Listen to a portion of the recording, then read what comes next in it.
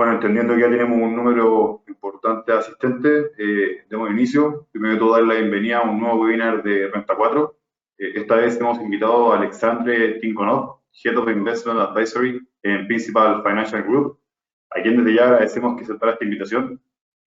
Para cualquier consulta que puedan llegar a tener, nos pueden escribir a nuestro correo en contacto @renta4.cl o el mismo chat. Y bueno, los dejamos con el webinar denominado Educación Financiera y la visión de los mercados. Adelante, Alexandre. Muchas gracias, Vicente. Muchas gracias a todos ustedes por conectarse.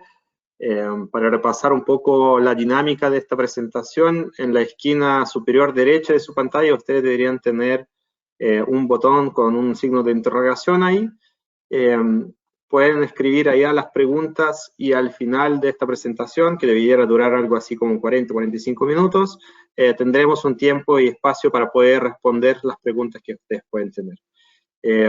Si quieren hacer la prueba de si funciona o no funciona esa opción de escribir preguntas, ahora mismo pueden escribir a ver si logran escucharme, si logran ver mi presentación, y así vamos a también saber si es que funciona, si le funciona o no escribir las preguntas. Mientras tanto, yo me presento, mi nombre es Alexander Tikhonov, yo soy jefe de asesoría financiera de Principal, Head of Investment Advisory. Y en esta oportunidad voy a hacer una presentación que va a contemplar dos partes. Partamos revisando algunos conceptos básicos y espero que tengan la apertura y la paciencia, si es que les suena redundante o innecesaria esa explicación. Creo que no es malo que repasemos algunos lugares comunes que nos permitan entender mejor la segunda parte, que es la visión de mercados. Al final, cuando ustedes escuchan cualquier opinión sobre la economía o sobre los mercados, los términos con los que se opera y los datos a los que hace referencia tienen su razón de ser en lo que vamos a ver en la primera parte, ¿vale? Acá estoy recibiendo sus comentarios, muchas gracias por escribir, entonces ya veo que estamos funcionando y pasemos nomás. Entonces, como dije al principio, vamos a revisar conceptos básicos de inversiones. En primer lugar, ¿qué son las inversiones? Al final, las inversiones son transacciones o operaciones en las cuales el dinero cambia de manos, ¿cierto? Y las inversiones existen básicamente porque siempre, en cualquier momento de tiempo, existen alguien o persona o banco o una empresa o un país incluso que tiene un excedente de dinero y quiere que ese dinero sea rentabilizado de alguna forma mientras no lo está ocupando. Y por otro lado hay una persona, una empresa, un país que necesite el dinero y por lo tanto necesita financiamiento. Entonces la premisa de inversiones, que básicamente son instrumentos que permiten ese traspaso de dinero entre los que tienen y los que necesitan, se basa en eso. Mercado de dinero, mercado de instrumentos financieros. Ahora, cuando hablamos de inversiones, si lo quisiéramos simplificar y partir de la base, es bueno siempre dividirlo en dos grandes partes. ¿Cómo yo puedo obtener financiamiento si necesito plata? ¿O a través de qué forma yo puedo invertir si yo tengo plata? Existen dos grupos a grandes rasgos bastante importantes que abarcan el 95% del mercado de instrumentos financieros. Esos dos grupos son deuda. Yo puedo financiarme a través de deuda o a través de préstamo, o capital, es decir, yo puedo financiarme a través de invitar a alguien a formar sociedad conmigo. Entonces, ¿cuáles son las características de deuda o de préstamo?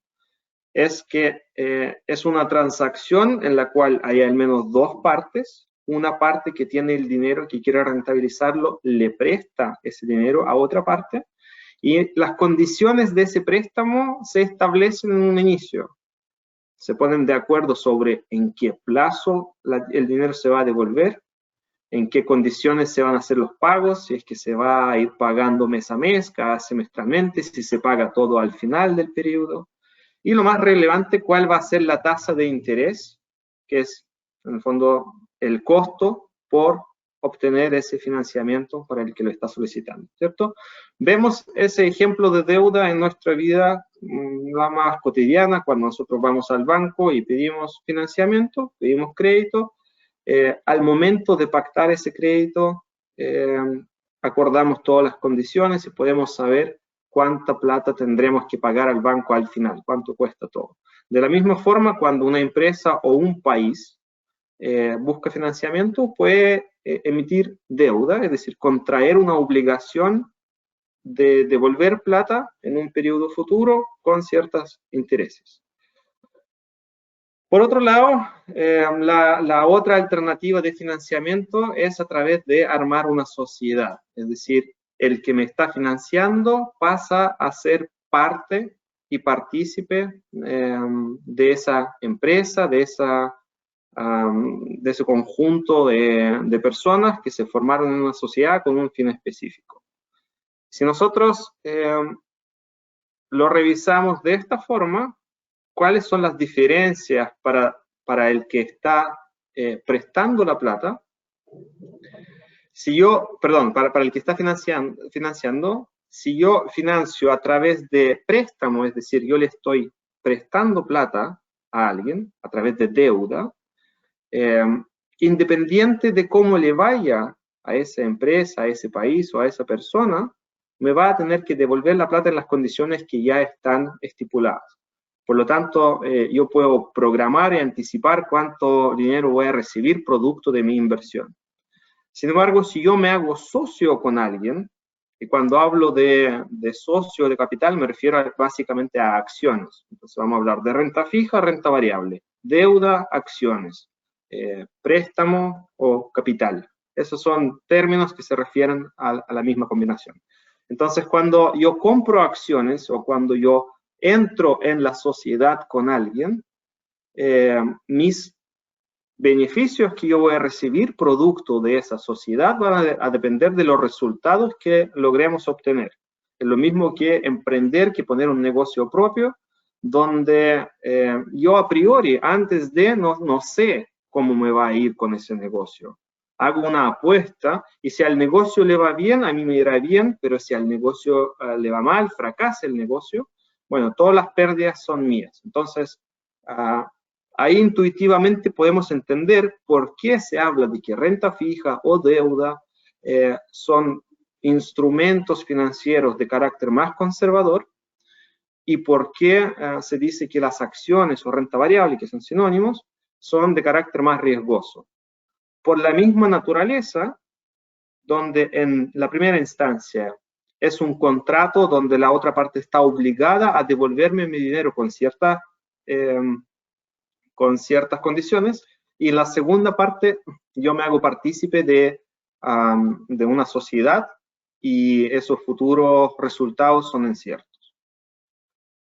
¿Cuál es la principal característica de instrumentos financieros? Porque nosotros podríamos, por ejemplo, para simular una deuda o unas acciones, podríamos armar un ejercicio práctico donde yo pido prestado, o ustedes piden prestado y yo lo financio, y es un acuerdo entre nosotros, entre dos personas, particularmente. De la misma forma podríamos armar una sociedad y estipular cuánto cada uno contribuye a la sociedad, etc. Pero la gracia de los instrumentos financieros es que tienen un mercado secundario, es decir, yo puedo vender la deuda, o sea, lo adeudado que tiene alguien conmigo sin esperar el plazo final. De la misma forma, yo puedo vender mi participación en una sociedad con bastante facilidad, con bastante rapidez, si quieren. Entonces, los instrumentos financieros tienen entre sus características muy relevantes la existencia constante de un mercado donde esos instrumentos financieros, esas deudas y esas acciones o participaciones en la sociedad pueden ser intercambiados de mano. Eso es bueno porque genera la facilidad para entrar y salir, para prestar o para participar de sociedades con cierta facilidad. Estandariza también las condiciones en las que se obtiene financiamiento para para las empresas o países se pueden financiar, pero abre puerta a, por ejemplo, que renta fija no sea fija. Ustedes habrán escuchado ese dicho. Renta fija hace referencia a la palabra fija en que como yo contraje un acuerdo con una persona que en un tiempo determinado me va a devolver un monto determinado y ese monto no varía, pues es fija. Pero va a ser fija siempre y cuando yo espere a que termine el plazo que nosotros habíamos acordado. Si nosotros acordamos un año, yo tengo que esperar un año y al año voy a recibir lo que acordamos. Como dijimos, característica de instrumentos financieros es que tienen un mercado donde yo puedo vender y no esperar un año y recuperar la plata invertida. Parte de la plata o toda la plata va a depender. ¿Y de qué va a depender? Como en cualquier mercado, va a depender de demanda y oferta. Entonces acá pasamos a otro concepto importante que son los precios de activos financieros. Y hay que distinguir el valor del precio. El precio es el resultado de una transacción, de que hay alguien que quiere vender y hay alguien que quiere comprar. El precio va a ser algo negociado y va a depender. Mientras más vendedores hayan, el precio va a bajar. Mientras más compradores hayan, el precio va a subir. Entonces, dado que activos financieros, como por ejemplo instrumentos de deuda o instrumentos de renta fija, son sujetos a estar transados o a estar comprados y vendidos en un mercado, su precio en el día a día va a depender de las condiciones de oferta y demanda. Es decir, independiente de que yo en un año más voy a recibir 100, si quiero hoy deshacerme de esa creencia y no esperar un año, yo puedo tratar de vender esa deuda a alguien más que estaría dispuesto a esperar un año. Sin embargo, el precio que me pagarán por eso, lo que yo tengo y que en un año vale 100, va a depender de cuántos interesados hayan en comprarla y cuánto es mi deseo de venderlo y cuántas personas estarían vendiendo algo similar simultáneamente conmigo. Para hacer un ejemplo más fácil, pensemos en un auto. Si yo trato de vender un auto de un modelo bastante popular, probablemente lo puedo vender sin mucho descuento, con un precio justo. Un precio que refleje de alguna forma el valor del auto. Sin embargo, si por alguna razón, en un mes dado, todos los dueños de este auto van a empezar a querer venderlo, probablemente el precio vaya a bajar, porque al final yo miro al lado, hay alguien que está vendiendo lo mismo que yo y lo bajó un poquito más de precio. Entonces yo trato de igualarlo, que si yo bajar más, y al final los precios bajan cuando hay mayor oferta. Y por el otro lado, si yo tengo un auto muy exclusivo y que se puso de pronto de moda y hay muchos interesados, probablemente yo puedo negociar y venderlo a un precio mayor. De la misma forma, los instrumentos financieros, y esa es la razón por qué renta fija, a pesar de que dice ser fija, puede tener variaciones en su precio en el día a día, porque en definitiva tendrías resultado fijo siempre y cuando esperaras hasta el final. Si quieres deshacerte de eso antes, tienes que estar sujeto a las condiciones de mercado. No significa que las condiciones de mercado van a estar siempre en contra tuyo, para nada. Pero esencialmente esa es la razón de por qué un día pueden subir y un día pueden bajar. Acá dice que el precio es lo que pagas, valor es lo que recibes. La persona que ustedes ven en esta foto es el Warren Buffett, una de las personas más ricas del mundo y que se hizo rico a través de inversiones. Inversiones que él ha hecho a través de décadas. ¿Cuál es la diferencia entre el precio y el valor? Entonces, dijimos que precio es el producto de oferta y demanda, es algo que aparece en el momento que existe una transacción. El valor, por otro lado, es algo intrínseco. Por ejemplo, el valor de una sociedad es la capacidad de esa sociedad de generar utilidades para los socios. El valor de un instrumento de deuda es traer al día de hoy lo que me va a pagar en el futuro, también se conoce. Pero el precio tanto de acciones de esa sociedad como de ese instrumento de deuda va a depender de factores como oferta y demanda. Entonces, cuando nosotros observamos, y sobre todo se da esto en el mercado de renta variable, de acciones, cuando nosotros vemos que un día acciones de una compañía específica suben un 5%, al día siguiente bajan un 5%, y después siguen así, subidas, bajadas, y así consecutivamente, ¿significaría eso que la capacidad de esa empresa de producir utilidades cambia de un día para el otro tan significativamente? Naturalmente no. Los precios en el día a día son más bien el reflejo de ánimo de los inversionistas, de nuevo, de esa relación entre oferta y demanda, mucha especulación. Sin embargo, en el plazo más largo, esa volatilidad en el día a día tiende a apegarse y ajustarse más a los fundamentos. Y los fundamentos son los que van a definir el valor. Para hacerlo como un ejemplo, si yo les propusiera a ustedes que hagamos una sociedad, porque yo tengo un campo en el sur de Chile donde podemos plantar berries, por ejemplo, y venderlos a China, y yo ya hice el estudio, cuánto nos pagarían por cada contenedor de esos berries que vendamos, cuánto yo estimo que podríamos producir dado el terreno que tenemos, etcétera. Esos números van a definir entonces las utilidades estimadas para el futuro y van a definir el valor de este negocio. Ustedes podrán decir, ¿sabes qué? Sí, yo creo que lo que me estás pidiendo es justo, acá está mi aporte.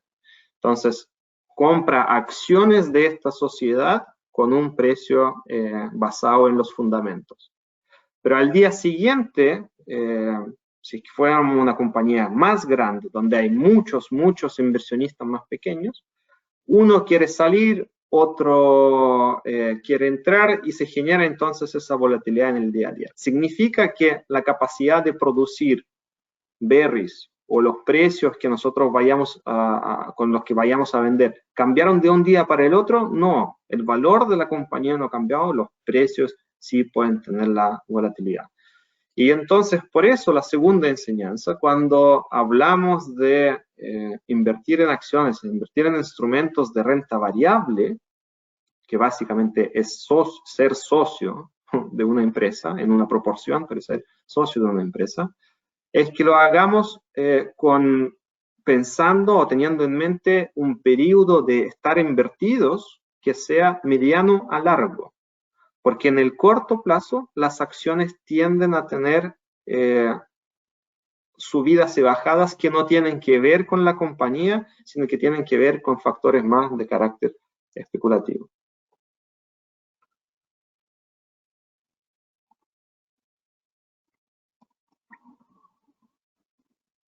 Otro concepto bastante repetido tiene que ver con la diversificación, y muchos de ustedes habrán escuchado hoy diversificar, el ejemplo típico de no poner todos los huevos en la misma canasta, etcétera. Efectivamente, diversificación es parte importante para proteger mis inversiones, porque básicamente consiste en tratar de sacar el mejor resultado posible ante mayor cantidad de escenarios que desconozco, pero que pueden ser adversos. Y para que se acuerden de la idea de diversificar sus inversiones, de la diversificación como un todo, traje algunos ejemplos de nuestra diversificación en el día a día que no tienen que ver con los huevos, porque en la práctica nunca nadie yendo al supermercado después va a sacar los huevos de la cajita, los va a dejar 5 acá, 5 acá. nosotros no hacemos eso, pero sí diversificamos, aun cuando muchas veces no nos damos cuenta de eso. Como por ejemplo, si una persona iría en verano, en los tiempos cuando todavía podíamos ir a alguna parte, pero si fuera esa persona en verano al sur de Chile a vacacionar, probablemente llevaría todo lo necesario para bañarse en el lago, pensando, o sea, en Pucón, por ejemplo, iría con un traje de baño, con toalla, con mi bloqueador solar, etcétera, pero igual probablemente llevaría una parca, llevaría algún chaleco y todo, porque el clima en el sur es bastante impredecible, y si bien es muy poco probable, o es poco probable que en verano llueva, en el sur esa probabilidad sube, y por lo tanto yo cuando armo mi maleta, o sea, pongo en la maleta también artículos que pueden necesitar, incluso en el caso de que se dé algo que no creo sea probable. Otro ejemplo del día a día, cuando voy a comprar con mi señora al supermercado, nos ponemos en dos filas distintas. No sé si funciona muy bien porque yo tengo la mala suerte y siempre me pongo en la fila más larga, o sea, que se demora más aún cuando sea más corta, pero cuando dos personas, por ejemplo, una familia, se ponen las filas en paralelo para tratar de estar menos tiempo en fila, y al final después ellos van a decir, ok, la que avanza más rápido, nos juntamos en esa fila después. Es una especie de diversificar. Desconozco cuál va a ser el resultado y trato de estar en las dos situaciones. Y finalmente, algo muy común también, cuando vamos a invitar a unos amigos a la casa, o personas, qué sé yo, familiares, etcétera, y no tenemos la certeza de qué es lo que prefieren de tomar los invitados. Nosotros creemos que, bueno, que si son mis amigos, probablemente se parecen a mí, probablemente les gusta tomar lo que me gusta tomar a mí, entonces voy a comprar más de eso, pero igual, si quiero ser un buen anfitrión y no quiero pasar casos que alguien justo no toma nada de lo que yo tenía, voy a comprar algo más. O sea, por ejemplo, si yo creo que todos toman bebida, igual voy a comprar una caja de jugo por si hay alguien que no toma bebida, o voy a tener un agua mineral por si alguien no quiere tomar bebida. Lo mismo con los tragos, que si yo voy a comprar vino y también un trago más fuerte, que si yo. Entonces, en definitiva, nosotros tendemos a diversificar. Es tan natural como simplemente anticiparme a la posibilidad de que ocurran cosas que yo no quiero que pasen, y aun cuando la posibilidad de que ocurra es bastante baja, quiero tener como una especie de un plan B. Entonces, la diversificación en inversiones busca exactamente el mismo concepto. Si bien yo creo que las acciones de esta compañía debieran subir, si es que alguien le dijera algo así, por ejemplo, y ustedes pueden estar 100% convencidos que es así, igual es bueno que tengan acciones de otra compañía. En realidad, diversificación puede tener muchísimas capas. Si yo compro todo en acciones de una compañía y quiero diversificar, lo primero que puedo hacer es comprar acciones de otra compañía.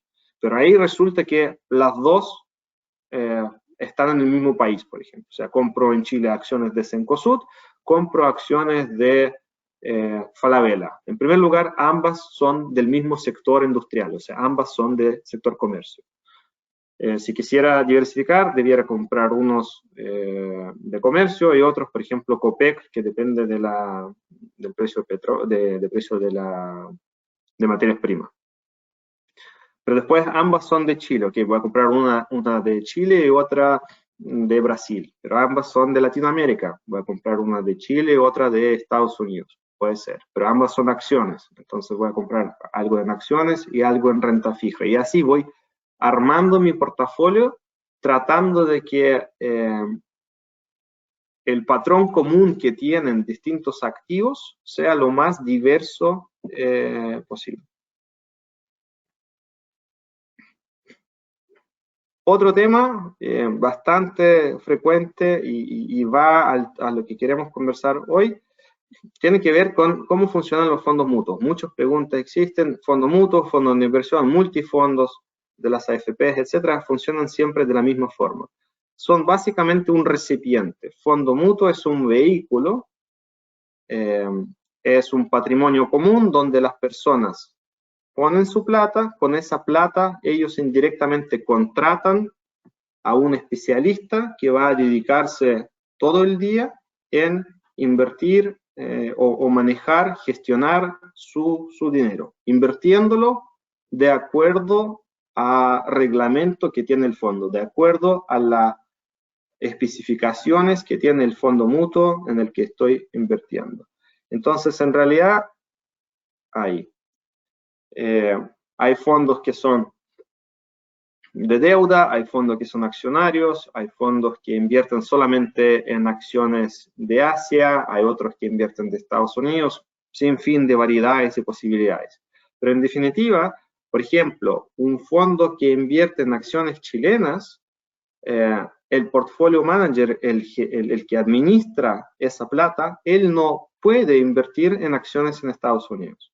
Por más que él crea que acciones de Estados Unidos van a dar mejor que las acciones de Chile, si lo que él administra y su mandato es invertirlo en acciones chilenas, no va a poder hacer otra cosa, para que se entienda. Entonces, en definitiva, el resultado y la experiencia que está teniendo un inversionista en fondos mutuos los tiene como resultado de lo que se llama el activo subyacente, el resultado de activos financieros en que su plata está invertida mediante el fondo mutuo.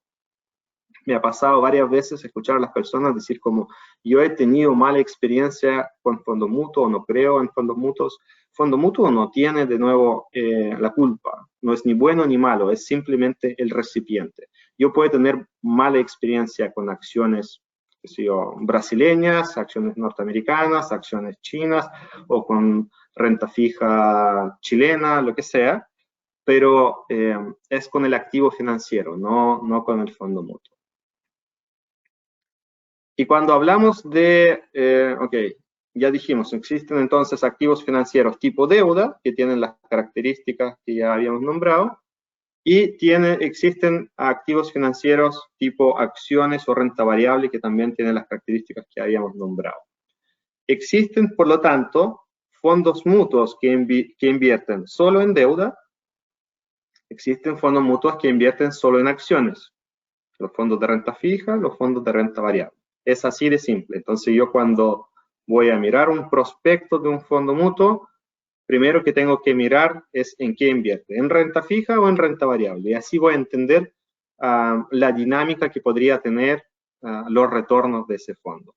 Y al igual que no existe benzina de 95, sino que es la mezcla de 93 con 97, hay una tercera categoría de fondos mutuos que son los fondos mutuos balanceados. Los fondos mutuos balanceados esencialmente es mezclar en distintas proporciones renta fija o deuda con acciones de renta variable. Y por lo tanto, mientras más tengo renta variable, más parecido va a ser a un fondo accionario, y mientras más tengo de renta fija, más parecido va a ser a un fondo de deuda.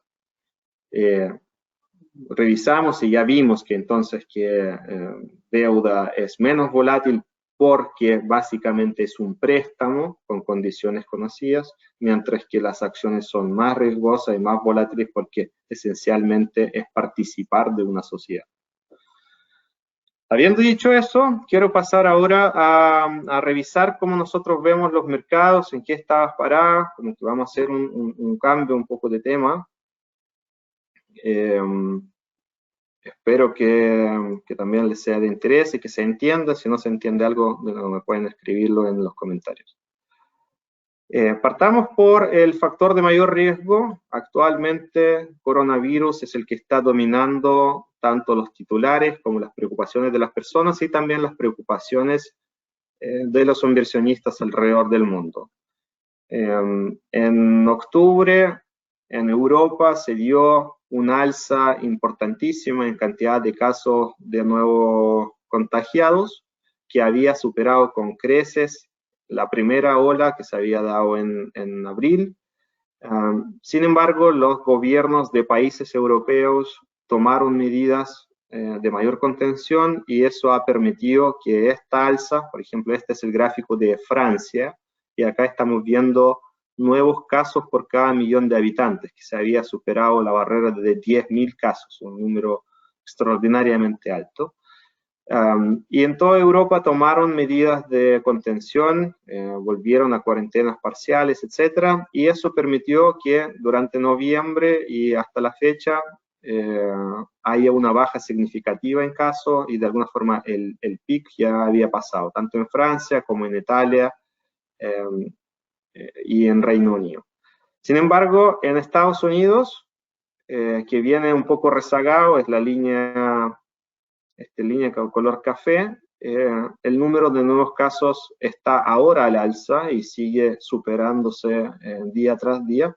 Entonces la preocupación es que, bueno, Estados Unidos probablemente va a tener que tomar algunas medidas también para la contención, y cada vez que existen medidas de contención, eso afecta a la capacidad de personas de ir a comprar cosas, de ir a trabajar, y eso redunda al final en el crecimiento económico de un país.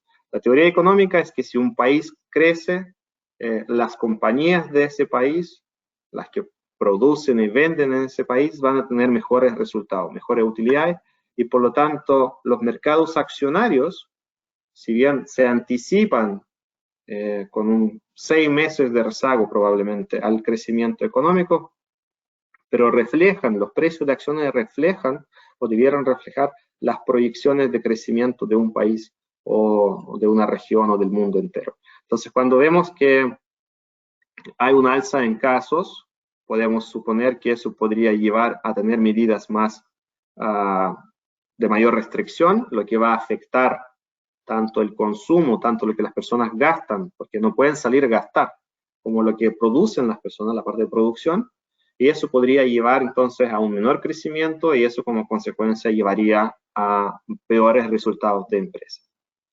Nosotros revisamos acá el indicador de qué tan severas son las medidas que han tomado los gobiernos. Podemos ver que a pesar de que el nuevo número de casos ha superado lo que vendría siendo la primera ola, los gobiernos ahora son menos restrictivos.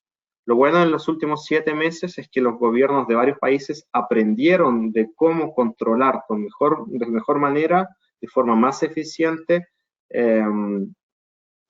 los contagios, y ahora en vez de hablar de cuarentenas generales, se hablan de cuarentenas o restricciones más específicas. Eso es menos malo porque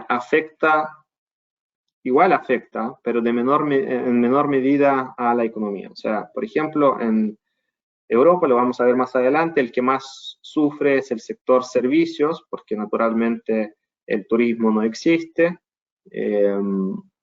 La interacción social, el rol de los restaurantes, los paseos, el transporte, está bajo la presión, y por lo tanto ese sector de la industria o ese sector de la economía, perdón, sufre más. Pero por otro lado, por ejemplo, el sector manufacturero, el que produce maquinaria y cosas así, sufre menos porque al final en las fábricas pueden haber actividades. Lo positivo, y eso ha prevalecido, a pesar de que los casos en Estados Unidos en particular siguen al alza, en Europa, en Gran Bretaña, de nuevo comenzaron con cuarentena, los mercados siguen superando los niveles históricos y todo eso se da en el contexto de las expectativas que están puestas en la cuarentena. Actualmente hay 2 laboratorios que ya fueron aprobados para uso indiscriminado. En particular, el Pfizer ya en Canadá y en Gran Bretaña está permitido para uso general. En Estados Unidos está permitido para uso de emergencia. Hoy día salió la noticia que también fue aprobado acá en Chile, y por lo tanto podemos esperar la próxima distribución de las vacunas acá también. Y no solamente es Pfizer, sino que hay una serie de laboratorios que están en las fases finales de los estudios, y por lo tanto durante 2021 vamos a ver variedad de antivirus disponibles o vacunas disponibles para ser distribuidos.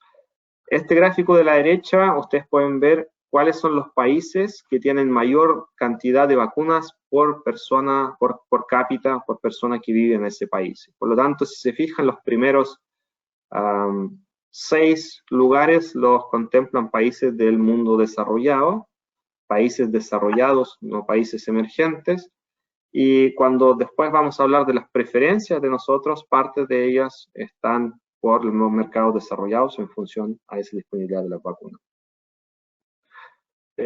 Las proyecciones económicas han mejorado considerablemente. En este gráfico ustedes pueden ver cómo estaban las proyecciones de crecimiento, o sea, todos siguen negativas, salvo China, pero eso era la encuesta hecha en junio y el amarillo es la expectativa ahora, publicada para noviembre. Entonces, en la mayoría de las regiones ha mejorado la expectativa de crecimiento para el 2020, o más bien de la recesión para este año. Se espera que el mundo entero se contraiga en orden de 4% en 2020, pero hay una recuperación para el 2021. Y esa recuperación es transversal, no solamente en países como Estados Unidos o zona euro, sino que también en los países de mercados emergentes, países emergentes como China, que dicho sea de paso es el único país grande que este año habría notado expansión o crecimiento. También India, Latinoamérica entera, Chile en particular, también se espera que en 2021 muestre números positivos. Entonces, estamos llegando al término del 2020 con mucho mejor ánimo, con mucha mejor expectativa de crecimiento económico futuro, y también con expectativas puestas en que vacuna va a estar disponible y va a estar haciendo efecto mucho antes de lo que se podría haber pensado, por ejemplo, en junio cuando se hizo la encuesta anterior. Si vamos por distintos mercados y países, en Estados Unidos, igual que en el resto del mundo, el crecimiento fue impactado fuertemente por coronavirus. Esto es las barritas muestran el crecimiento trimestral que tiene la economía de Estados Unidos desde el 2007. Entonces, si nosotros vamos acá a las 3 últimas barras, muestran los resultados para el año 2020. Entonces, el impacto fue menor en el primer trimestre porque ahí agarró recién marzo. Con todo, en el segundo trimestre, cuando Estados Unidos tuvo la cuarentena generalizada, el crecimiento se desplomó. Y ahora, si bien todavía se muestran números negativos, esos números han mejorado consistentemente. Fíjense que la parte azul de la barra completa, la parte azul o celeste claro, es el consumo. El consumo en Estados Unidos es súper importante y en la época de coronavirus el consumo se desplomó porque las personas no podían gastar su plata, no tenían cómo ir a lugares para poder comprar o para poder gastar. Nosotros esperamos que de cara al 2021, con medidas más laxas para poder salir a la calle y también con disponibilidad de la vacuna, esta situación pueda revertirse y el mayor ahorro que se ha generado durante este año pueda verse reflejado también en un incremento en consumo en 2021.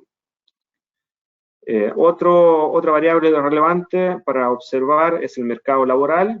Al final, las personas que tienen empleo y un empleo sólido tienden a gastar más plata y tienden también a gastarla en bienes más duraderos que generan a su vez producir, los cuales genera más empleo, más ingreso para otras personas y así como el ciclo virtuoso para que la economía pueda crecer. Entonces, desde el punto de vista de mercado laboral, la fuerte recuperación, primero en marzo-abril hubo un desplome notable, se perdieron 22 millones de puestos de trabajo, o sea, 22 millones de personas quedaron sin empleo en un mes. Y después se ha ido recuperando esa situación bastante rápido al principio, pero en el último mes se ha ido bajando la velocidad, todavía hay movimientos positivos, pero la velocidad ha bajado considerablemente y eso le atribuimos a esta segunda ola de coronavirus. Por lo tanto, las empresas que ya habrían empezado a recontratar a las personas ahora nuevamente están en pausa porque no saben bien cuál va a ser las posibilidades de funcionar normalmente. Y de nuevo, ahí las expectativas están puestas en que la vacuna que ya está empezando a ser distribuida logre que volvamos a la normalidad pre-coronavirus lo antes posible. Aún faltan casi 10 millones de empleos para llegar al nivel previo al coronavirus. Si hay algunos indicadores que todo el mundo mira en el ámbito de estrategia de inversiones, como los analistas y tal, es el indicador PMI. No importa qué signifique esa sigla, lo que importa es que permite anticipar de forma bastante certera los datos que se publican a futuro. Es decir, básicamente es una encuesta donde se pregunta a los gerentes de compras de distintas empresas sobre su evaluación de la situación actual, si es mejor o peor que antes, en términos relativos.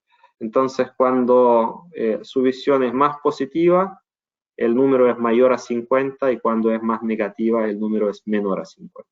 Entonces, lo que vimos es que en línea con la epidemia, las expectativas cayeron abruptamente en la zona contractiva. Acá está la línea de los 50, entonces, tanto en Estados Unidos como en zona euro, la percepción de la economía y lo que anticipaba el crecimiento cayeron en zona recesiva y sin embargo rápidamente recuperaron y pasaron a números positivos.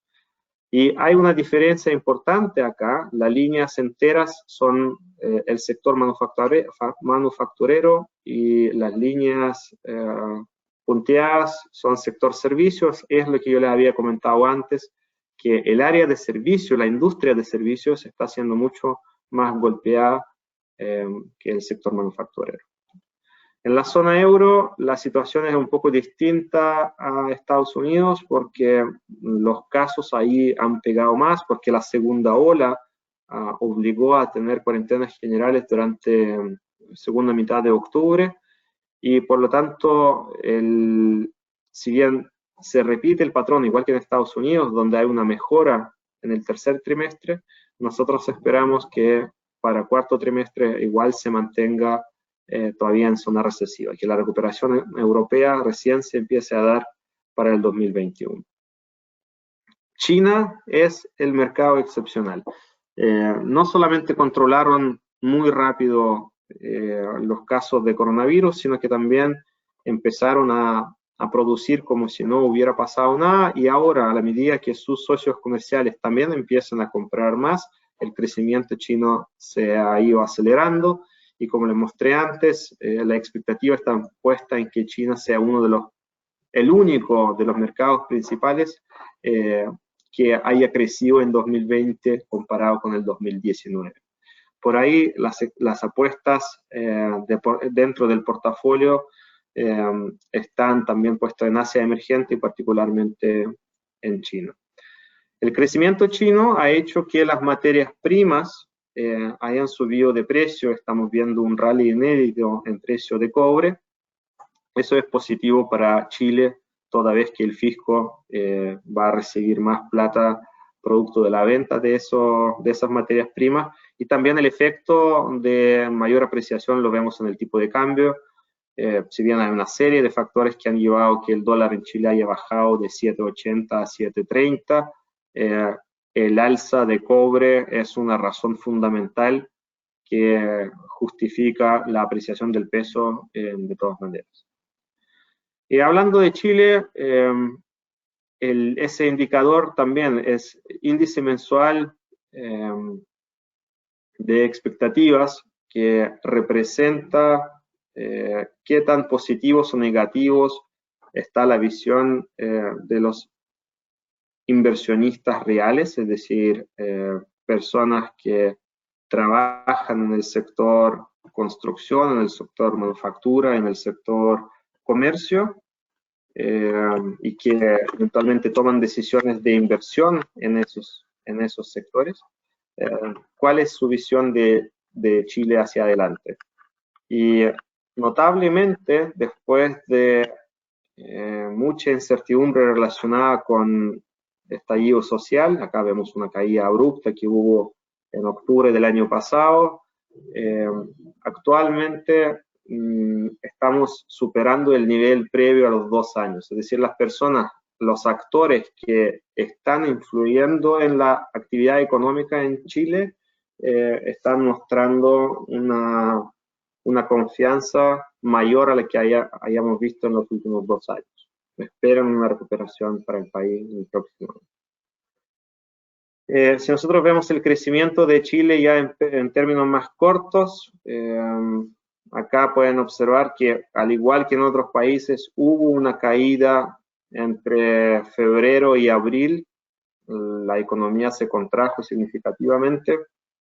Sin embargo, desde entonces se ha ido recuperando, repitiendo un poco el patrón de los otros países, a la medida que las medidas de confinamiento se fueron levantando, la actividad se ha ido normalizando y también se ha ido potenciando un poco con el primero y segundo retiro del 10%, que también estimulan más el sector comercio, y eso también a su vez genera mayor crecimiento para el país.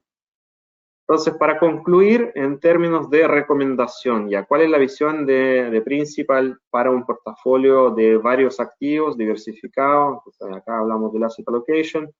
En primer lugar, nosotros mantenemos ya por unos 3 o 4 meses un sesgo a favor de activos de mayor riesgo. Nosotros creemos que el alza que se ha dado en los últimos 6 meses, que viene por un lado cargada a la disponibilidad de la vacuna y de que coronavirus finalmente va a quedar atrás. También viene potenciada por la política de los bancos centrales y los gobiernos, que lo que han hecho es disponibilizar el dinero. Los bancos centrales han impreso una cantidad impresionante de dinero y ese dinero termina parando igual en los activos financieros y termina elevando sus precios. Se ha dado esto en Estados Unidos, en Europa, en China, en Chile, en el resto del mundo. En todos los países la política monetaria ha sido ultra expansiva y se prevé que se va a mantener así al menos por el próximo año. Por lo tanto, esos factores son beneficiosos para activos de mayor riesgo. También el hecho que se hayan quedado atrás otros eventos inciertos como las elecciones en Estados Unidos o el plebiscito en Chile también despeja un poco el panorama para los inversionistas y les da mayor confianza para poder invertir en activos de mayor riesgo. Dentro de renta variable, si nosotros abrimos, bueno, un portafolio diversificado y balanceado es el que va a tener tanto deuda como acciones, como renta variable, y dentro de renta variable tenemos una mayor preferencia por las acciones de países desarrollados, primero porque tienen más solidez financiera para poder implementar medidas y recuperarse de la crisis, pero también por la disponibilidad de la vacuna van a poder cubrir a su población antes que los países emergentes. Dentro de mercados desarrollados tenemos una sobreponderación en Estados Unidos y en menor grado la posición en Europa, y dentro de mercados emergentes nuestra preferencia está en Asia emergente, no así en Europa emergente como Rusia o Turquía, por ejemplo. Y también en Chile estamos con una posición al revés, subponderada. Nosotros creemos que los factores negativos, factores locales, dije que fueron aclarándose ahora con el plebiscito de finales de octubre. Sin embargo, tenemos mucha incertidumbre todavía doméstica relacionada con el proceso constitucional y que o nosotros creemos que va a poder tener efecto negativo en acciones chilenas. Al menos en términos relativos, si yo comparo Asia emergente y Chile emergente, y Chile, perdón, me convence mucho más tener mayor porcentaje de mi portafolio en Asia emergente. En renta fija, en deuda, nosotros tenemos una mayor ponderación en aquellos fondos que invierten en duraciones medias de 2 años y medio y con mayor exposición a la UEF, dado que prevemos una inflación interesante en los próximos 4 meses, que de todas maneras beneficiarían más a instrumentos asociados a la inflación. Tuve que apurar un poco porque les pido disculpas porque me demoré un poco más de lo previsto en mi presentación, y ahora voy a leer las preguntas que hayan llegado. Voy a partir, leo y respondo. Hola, ¿cuál es la diferencia entre fondos mutuos y fondos de inversión? Desde la forma como administran las inversiones no hay mucha diferencia, pero fondo mutuo es algo que es más fácil de entrar y salir, es decir, es más líquido. Las condiciones de poder hacer un aporte y poder después hacer un rescate son más fáciles, mientras que un fondo de inversión puede ser público o puede ser privado, es decir, solamente cerrado a un grupo de inversionistas y no estar accesible para todo el público, y por lo tanto puede tener mayores restricciones, por ejemplo, en términos del monto para poder hacer un aporte o en el periodo en el que recién poder hacer el rescate. ¿En qué categoría podemos clasificar los bonos país, fija o variable? Gracias. Los bonos, todos los bonos, bono es un instrumento de deuda. Los bonos que emite un país son bonos soberanos. El país, ¿quién puede emitir deuda en un país? Es el Banco Central. En Chile existen bonos del Banco Central o el Ministerio de la Hacienda, entonces son bonos de Hacienda, o en Estados Unidos se llaman bonos de Tesoro. El Departamento del Tesoro es lo mismo que la Hacienda acá en Chile. Entonces, esos son los entes estatales, gubernamentales, que pueden pedir prestado, y el bono básicamente es el pagaré, es el documento que dice al que tiene esto, en tal fecha le voy a devolver tanta plata. Yo le presto a Estado, en este caso, tengo el bono. No quiero esperar más, no quiero esperar 5 años que me faltan para que me devuelvan mi plata, vendo ese bono. El que lo compra se hace acreedor de esa plata, pero si no quiere esperar, lo puede vender también, y así sucesivamente. Cuando termina el tiempo, el que lo tiene va y lo cobra. Y pudo haber cambiado de manos muchas veces en el trayecto. Esos son bonos, y bonos pueden ser entonces de países, existen bonos corporativos, es decir, es lo mismo, pero el que pide prestado es una empresa, bonos bancarios, el que pide prestado es un banco, pagarés, etcétera, funcionan de la misma forma. ¿Cuáles serían los activos de mayor riesgo a considerar en ponderación? Los activos de mayor riesgo en sí están más ligados entonces a renta variable, y no todos los países son igual de riesgosos, o no todas las acciones son igual de riesgosas. Acciones de una compañía grande y cuyas ventas no dependen o sea, cuyas ventas son más bien, o sea, cuyos productos son de primera necesidad, por ejemplo, es más estable en sus ingresos que una compañía asociada a lujos. En la situación actual, la compañía que sería de mayor riesgo, naturalmente una compañía ligada al sector transporte, por ejemplo. Mayor riesgo en sentido que son las que más han sido castigadas hasta ahora, compañías aéreas, por ejemplo, porque tienen muchos costos fijos, no tienen nada de ingresos o muy pocos ingresos en el último año. ¿Y por qué son riesgosos? Porque la apuesta sería a que van a mejorar considerablemente sus resultados el próximo año, porque la disponibilidad de la vacuna rápidamente va a poder facilitar que la gente que se transporta vuelva a ser la misma de antes. Hay mucho riesgo en esa hipótesis. Esa hipótesis puede tener lugar, pero existen muchas variables que podrían afectar la viabilidad de esa hipótesis en ese contexto. ¿Podrías, por favor, comentar algo sobre activos virtuales, específicamente criptomonedas? ¿Les ves mejor proyección dado el escenario actual? Quiero ser súper sincero. No tengo opinión sobre criptomonedas por la sencilla razón que no entiendo, o sea, entiendo cómo funcionan, no entiendo cómo se forma su valor. Hablamos de que está el precio, está el valor. Yo puedo entender cómo calcular y estimar el valor de una compañía de renta fija, pero a mí puntualmente me cuesta mucho entender cómo estimar el valor de una criptomoneda, valor presente, valor hoy. Entonces yo no puedo decir si Bitcoin con $20.000 está caro o está barato, no sabría decirlo. Y por lo tanto, hacer estimaciones de precio también, como yo dije, tendencialmente el precio, que es súper volátil en corto plazo, tiende a pegarse a los fundamentos, pero no entiendo muy bien los fundamentos, por lo tanto no puedo darle mi opinión. ¿Podría? No, bueno, eso es... Si en el largo plazo el precio de las acciones tienden a los fundamentos, pero en el corto plazo tienden a la especulación, ¿por qué no pensar que el largo plazo simplemente es un tren de cortos plazos y por lo tanto nunca tender al fundamento? Pregunto porque las corredoras siempre cambian el valor estimado de las acciones y pareciera que el fundamento cambia siempre.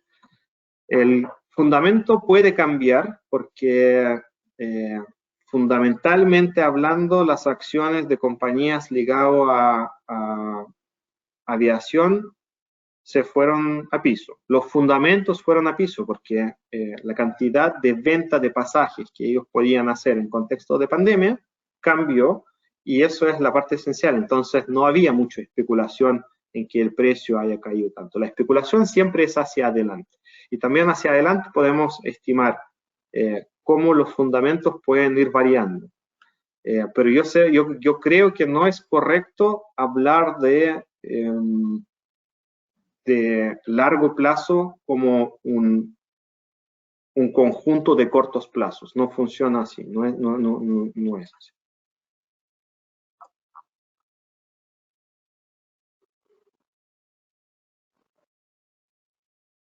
Bueno, si bien por la situación actual se ve como más riesgoso la inversión en compañías sensibles a la contingencia, ¿no es mejor invertir ahora que los precios de las acciones están en sus valores mínimos?